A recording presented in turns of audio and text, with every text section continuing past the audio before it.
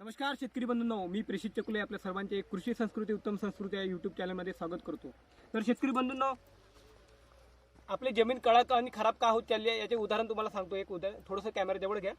तर इथे तुम्हाला दिसून राहिले हे बघा, हे पांढरं इथे तुम्हाला हे सर्व वस्तू दिसून राहिले. हे आपल्या जमिनीमध्ये जे आपण खतं टाकत असतो शेतकरी बंधूंनो, जे खतं टाकत असतो ते आपण काही प्रमाणात आपल्या जमिनीमध्ये क्षार सुद्धा टाकत असतो.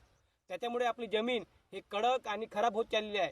आपण जे बेमुसार काही शेतकरी असे आहेत की ते 2-2, 3-3 दिवसांनी ड्रिपद्वारे खतं टाकतात. त्या खतामध्ये आपण खतासोबत आपल्या जमिनीमध्ये क्षार टाकतो. त्याच्यामुळे आपली जमीन खूप मोठ्या प्रमाणात खराब होत चालली आहे. आपल्याला काही दिवसांपुरतं काही वर्षासाठी आपल्याला उत्पन्न सुद्धा वाढेल, पण काही नंतर कालांतराने आपली जमीन हे नापीक होत चाललेली आहे. तर शेतकरी बंधूंनो, यासाठी आपल्या जमिनीमध्ये ऑर्गॅनिक कार्बन वाढवा, जमिनीमध्ये सूक्ष्मजीवांची संख्या वाढवा, जेणेकरून आपली जमीन हे नापीक होण्यापासून वाचेल. जर अशा पद्धतीने शेतकरी बंधूंना आपण जे आपली जमीन लागवड केली किंवा आपली शेती